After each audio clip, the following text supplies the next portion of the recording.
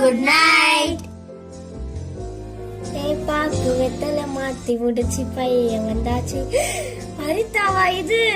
நம்பவே முடியல. ஹரிதா, ஏமா கண்ணாடிலாம் போட்டு இருக்க? ஹரிதா, உன்னதான் கேக்குறேன், ஏன் சோகமா இருக்க சொல்லு. நான் கோகுல்னா இவ்வளவு ஒல்லியாயிட்ட, என்ன விஷயம்? இவன் ஸ்கூல்ல எல்லாம் லஞ்ச் சரியாவே சாட மாட்டான். பாவம் ஆயமாலாம் இவன் கிட்ட மாட்டின் தவிக்கிறாங்க. ரொம்ப ஹாப்பி மூட்ல இருக்க மெத்தது. அதெல்லாம் ஒண்ணும் இல்லடா, நான் எப்பயும் போலதான் இருக்கேன்.